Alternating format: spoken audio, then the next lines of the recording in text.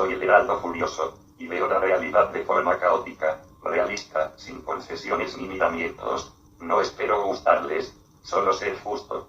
Hola amigas y amigos, sean bienvenidos a esta 17ª emisión regular de El Heraldo Furioso, desde el Estudio Único de Locomoción TV, en la ciudad autónoma de Buenos Aires. Llegamos hasta ustedes luego de tan solo 8 días de nuestro último encuentro, para contarles muchas de las historias actuales del tragicómico acontecer político que nos toca vivir y padecer.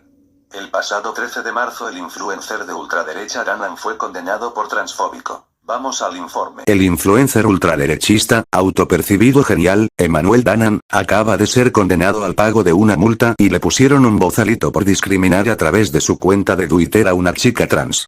Es un peligro que no pensábamos que corrieran estos alcahuetes estatales parapoliciales, a los cuales se los equipara al servicio de barra bravas virtuales de les de arriba. El caso fue llevado a juicio por la fiscal doctora Andrea Escanga, titular de la Fiscalía Especializada en Discriminación del Ministerio Público Fiscal de la Ciudad Autónoma de Buenos Aires.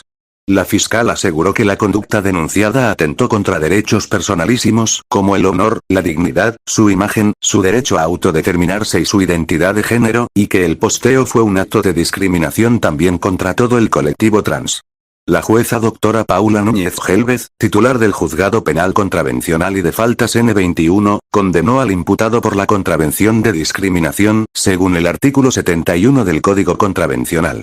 Esperemos este fallo sirva para que les desaforades fascistes se calmen un poco, aunque no creemos que esta gente se ponga freno mientras tengan el control del Estado al que dicen odiar y usan a destajo contra el que se les ponga delante. En el ámbito de las relaciones internacionales, los gobiernos de la Argentina y Venezuela siguen sobreactuando para la tribuna un duelo de avioncitos, tan ridículo como ambos jefes de Estado, a saber, Javier Milei y Nicolás Maduro.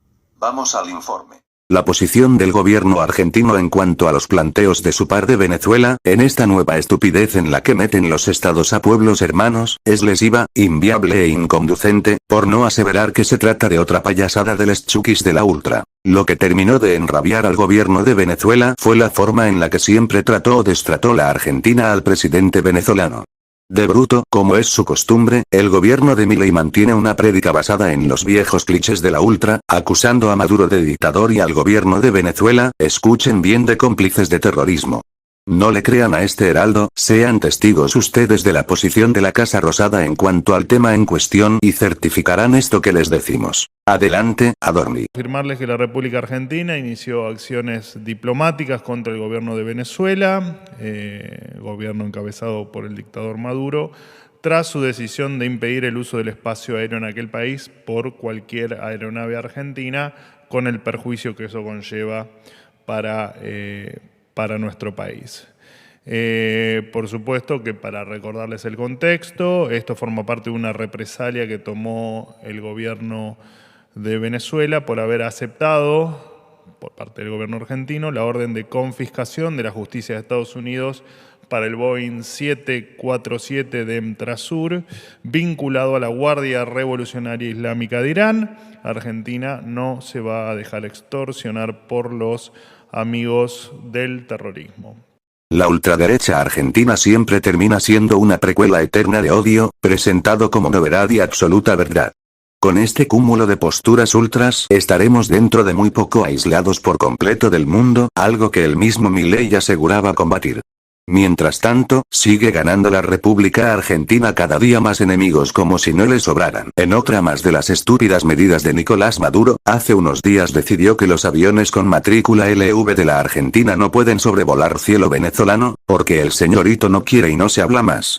Así las cosas, los vuelos AR-1325 y AR-1324 de Aerolíneas Argentinas partieron desde Ezeiza y aterrizaron regularmente en Punta Cana, sorteando con éxito las restricciones impuestas a los aviones con matrícula argentina. Los vuelos de Aerolíneas Argentinas utilizaron como ruta el espacio aéreo de Esequibo, una región que ocupa Guyana y que es reclamada por la República Bolivariana de Venezuela. Nuevamente, una estupidez de Maduro lleva a que Venezuela no obtenga ningún beneficio y que la Argentina se arregle mejor con los ocupantes del Esequibo.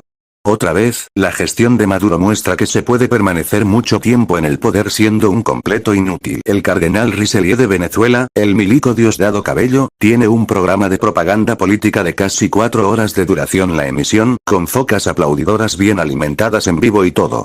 Es todo un espacio con muchos huevos en donde parece que la heteronormatividad, el machismo y las entidades imaginarias de Dios y la patria, que sabemos que solamente son los adláteres del Estado, se las endilgan a un socialismo que no tienen el gusto de conocer. En su emisión número 468, Don Cabello salió a dedicarle 3 minutos y 20 segundos de su extenso tiempo a bravuconear contra Milei y lo hizo justo cuando los aviones argentinos se paseaban por Esequibo, haciéndole un corte de manga a estos farsantes nacionalistas y milicos que detentan el poder en la República Bolivariana de Venezuela. Vamos al ridículo.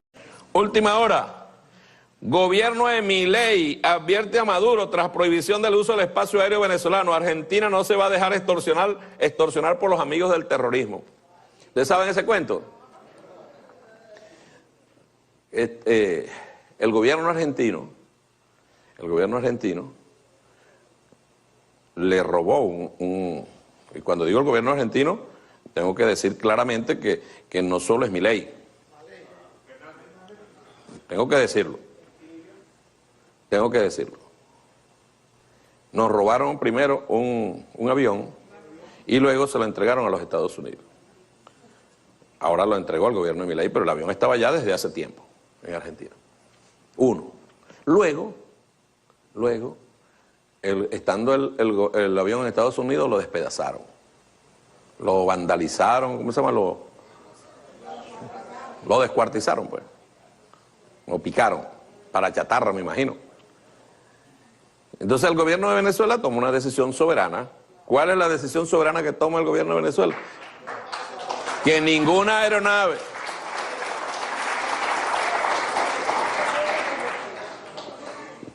con matrícula argentina puede pasar por el espacio aéreo de Venezuela.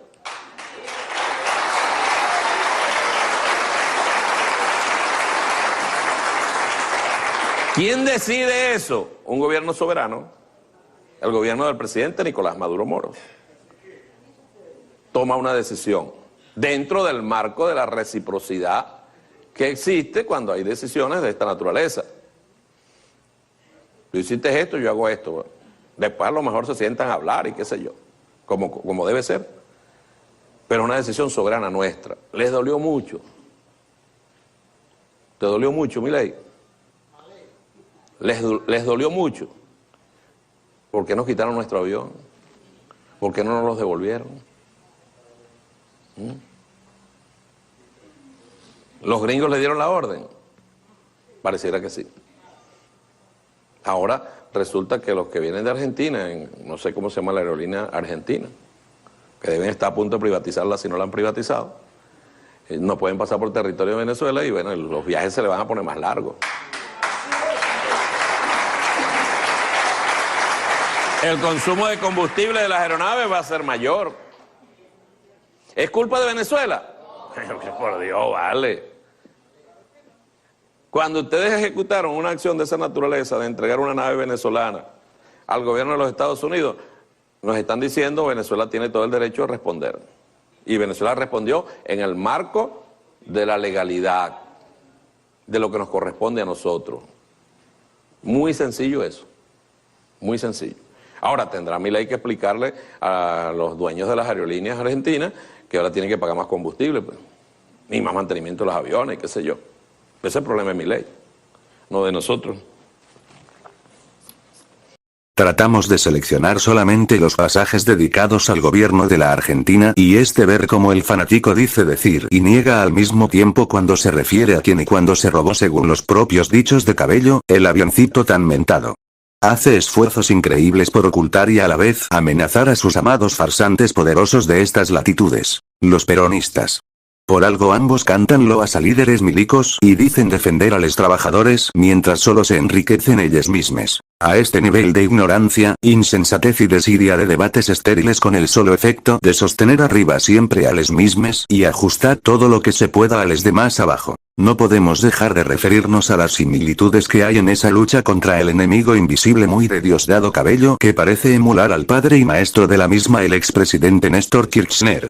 Tampoco parecen diferir mucho las prácticas parapoliciales del PSV y Unión por la Plata. ¿Será por eso que como son del palo son siempre víctimas y nunca culpables de nada? Nuestro primer informe sobre la cuestión solamente cambió el gobierno, lo principal, que es el tarifazo continuo y la entrega a las corporaciones sigue igual que antes. Vamos al informe. Habíamos dejado en nuestro primer informe cuando el Estado argentino fue condenado a pagar 16.000 millones de dólares, por las vivezas de Kicillof de creer que haciendo berrinches no iba a tener consecuencias y vaya que sí las tuvo. Suponemos que fue idiotez y no una deliberada entrega diferida de recursos argentinos a los fondos buitres, como nos acostumbró el kirchnerismo en todos sus mandatos. Vamos a continuación a otra, como mínimo de las bravuconerías caras de Kicillof, en 2012 en el Senado de la Nación. Vamos a las imágenes. Que los tarados son los que piensan que el Estado tiene que ser estúpido y comprar todo según la ley de la propia YPF, respetando su estatuto, si no, ¿dónde está la seguridad jurídica? Nos faltaba esta última bravuconada facha de Kicillof para completar el panorama de cómo se llega a estos extremos, en los que la ineptitud, y repetimos, como mínimo de los genios del kirchnerismo nos ha llevado. Por esa ineptitud es por donde los buitres se cuelgan para hacer las demandas que nunca, pero nunca pagarán los políticos. Parafraseando al brillante operador imperial Axel Kicillof de decimos, la deuda la pagan los idiotas y no ellos los genios, y es cierto porque los 16.000 millones faltarán en los hospitales, en las escuelas y en todos los aspectos de la vida de los idiotas, que para esta gente no es otro que el pueblo. El fondo buitre Burford, el 22 de septiembre reclamó a la jueza Loretta Presca que teniendo en cuenta que la negativa de Argentina a pagar sentencias está bien documentada y es ampliamente reconocida y que, según plantean, la Argentina enfrenta el mayor número de reclamos que cualquier otra nación en el mundo y que, hasta ahora, se ha negado a pagar sentencias en su contra. La gente de Burford volvió a citar a Axel Kicillof, en el video que les mostramos anteriormente cuando dijo que sería una estupidez cumplir con la ley de la propia YPF y respetar sus estatutos. Y para peor le adosaron las declaraciones del mismo Kicillof de unos días antes en la que asegura que es mentira que haya que pagar. Argentina va a apelar, no está firme la sentencia, se va a seguir discutiendo. El fallo es un absoluto disparate, un absurdo jurídico. El reclamo es ilegal. Vemos una vez más que la viveza de los atarantados como el actual gobernador bonaerense es donde se apoyan los buitres con los que hacen negocios con ellos y con la plata y a cuenta del pueblo argentino. Y siguen corriendo los intereses, cosa que a este gobierno de patriotas y científicos le importará un corno si no gana las elecciones. Si las ganas ya verán qué hacen sus mentecatos sucesores para zafar. El día 7 de octubre a través de un escrito, la Argentina le pide a la jueza Presca rechace el pedido de Burford de iniciar embargos al país, a partir del lunes 16 de octubre a la luz del pedido anticipado por la Argentina de suspender la ejecución de la enorme sentencia. Argumenta que la solicitud de Burford es prematura y que acarreará pérdidas a ambas partes. Pide que se suspenda la ejecución de embargos, sin necesidad de presentar garantías. Penosa presentación sin el tupé anterior y manejado por el estudio estadounidense Sullivan & Cromwell en el que la lloradera de pobreza es el centro. Y sí, hasta aquí llega la dignidad o la falta de ella en esta gente que te miente soberanía, mientras se regala y humilla al imperialismo. 4 días después, el 11 de octubre, a través de un cable de la agencia Telam el gobierno informó, en una acción meramente declarativa y mediática, que apelará el fallo condenatorio de la jueza Loretta Presca. La mentiranía energética siguió frenética con un gobierno con la incertidumbre de si lo que viene es un nuevo comienzo o la última salida, apurando licitaciones en las que, ¿a qué no saben quién las ganó? Sí, Techint, qué raro. Parecen una empresa llamando a todos sus clientes para que les paguen ahora antes de que venga otra gestión. Pensando en ganar, pero por las dudas conviene asegurarse. Mientras tanto, Rollón le rendía cuentas de la Argentina y le vendía a Massa a la Brickcham, enemigues de la Argentina y que en agosto de este año ofrecían hacer negocios en Malvinas. Y siguió vendiendo vaca muerta, mostrando récords de producción mientras en el país había una crisis de abastecimiento enorme, con estaciones de servicio sin oferta de naftas. Y allí la petrolera estatal se alineó con las extranjeras, ofreciéndoles la plata dulce de los incontables tarifazos y aumentos que el gobierno autorizó en los primeros días de noviembre a las naftas, aparte de que como bono electoral el 1 de noviembre, Massa le quitó el impuesto a los combustibles. A algún mentecato de la cámpora le quedaban ganas de boquear soberanía, pero solamente para ellos en el conchavo de siervos del imperialismo que esa farsante banda ponía en la Secretaría de Energía. A final de mes, el gobierno encontró en la persona de Alejandro Leu, la víctima propiciatoria del faltante de combustibles en plena campaña electoral. Alguien debía pagar por el sacrosanto fin de ciclo al frente de la regulación del negocio petrolero del peronismo. Caída la cámpora en desgracia final en energía, al masismo le venía la hora de la compraventa en liquidación y logró colar a Flavia Rollón como secretaria de minería del gobierno de Javier Milei que asumiría en una semana. El tema fue motivo de un informe de Locomoción Televisión que les brindamos a continuación. Vamos al informe.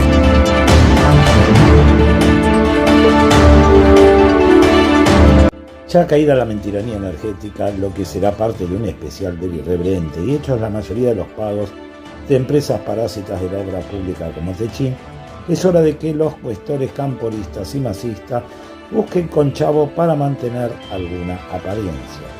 El negocio de la venta de lo que quede de las cenizas de la abuela debe ser repartido entre los que los de Milei llaman casta, y hay que dar muestras de que las razones de Estado nunca, pero nunca, conllevan al bienestar para el pueblo, y lo único que se derrama de la oligarquía y el imperialismo en ese sentido son los tóxicos.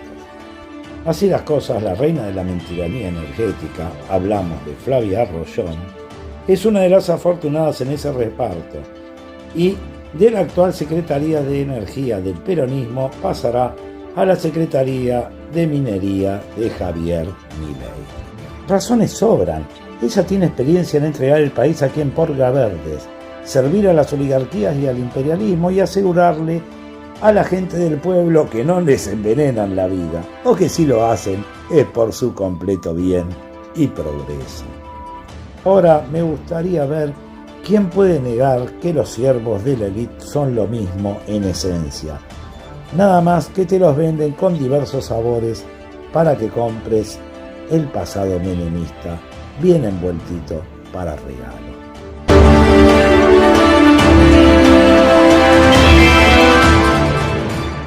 2 días antes de dejar el gobierno y teniendo en cuenta intereses soberanos vaya a saber de quién, el superministro lanzó un nuevo aumento de nada menos que del 30% en los combustibles.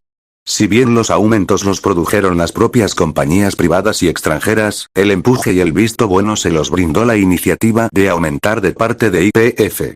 Una vez más, la vendetta peronista llega tardía o inconducente o se trata de un favor que se hacen estes polítiques, en un cambio de figuritas repugnante, que pagamos todos nosotros, nunca ellos. Pobre, don Ventajita. ¿Qué hará ahora? No, ya se conchavó de siervo de alguna empresa yanqui y todo le importa un corno. Si él cobra en dólares, si él es alto banana, ve el futuro con tranquilidad. El suyo, obviamente. Hasta siempre, regente. Lo primero que hizo el flamante presidente de la nación fue meter ajuste tras ajuste a una casta, pero parece que era la misma de siempre, la de los parias. Les subió el dólar oficial un 37% y no conforme con ello, acogotó más a la gente enchufándole un 37% de aumento al precio de la nafta con la misma excusa de la devaluación. No se crean todo lo que les dicen, si bajara el dólar, cosa que dudamos, no bajará la nafta. Nada ha cambiado con el cambio de gobierno, la nafta aumenta y siguen poniéndole plata a vaca muerta, cuando nadie aún ha visto ningún beneficio para nadie más que no sean las petroleras y sí muchos perjuicios en la salud de la población y en la madre tierra. Pero no paró allí. Nada le alcanza a Milei, tiene que sacar plata de donde sea y para él siempre es de la mesa de la gente del pueblo. ¿Y la casta? Bien, gracias. Al 37% del 13 de diciembre de 2023, con la excusa que le contamos, le siguieron un 26% más el 3 de enero, un 6,5% el 1 de febrero y un 4,4% el 1 de marzo, totalizando en lo que va de su gestión un tarifazo naftero acumulado por Milei del 92,93%. Reemplazaron Patria por Libertad, pero la del zorro en el gallinero y nada más. La jueza de Nueva York, Loretta Preska el 21 de diciembre, rechazó el pedido formulado por el gobierno argentino de extender el plazo para presentar garantías, en el marco del fallo que obliga a la Argentina a pagar $16.000 millones por la expropiación de YPF realizada en 2012 durante la presidencia de Cristina Elizabeth Fernández. Quedó en firme la fecha límite del 10 de enero para presentar las garantías, en caso de no producirse se habilitarían los pedidos de embargos al 11 de enero. En el ínterin, el presidente de la nación, Javier Milei, dijo que iba a crear un bono perpetuo para poder pagarle a los buitres de Burford los 16.000 millones de dólares que reclaman.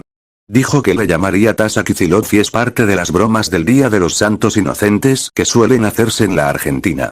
Pero así nuestro jefe de Estado consiguió ganar tiempo y culpar a alguien de algo que era esperado y que no podía esquivar de ninguna manera.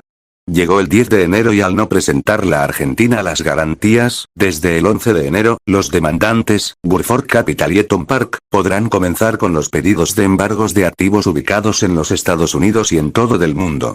El fondo Burford Capital se quejó varias veces de la falta de colaboración de la Argentina en cuanto al litigio que mantienen y por eso no presentó pedidos de embargos. Lo cómico de la cuestión es que el fondo buitre carga sobre la Argentina y la justicia estadounidense es la tarea de indicarles que embargar. Las pretensiones de esta gente son de fábula. El 22 de febrero la Argentina presentó en la Corte de Apelaciones del Segundo Distrito de Nueva York, la apelación al fallo adverso de la jueza Loretta Preska sobre la reestatización de YPF. Espera el gobierno de Milei con esta estrategia frenar los embargos hasta al menos el mes de noviembre. En esas fechas puede que haya una respuesta para la apelación presentada por la Argentina.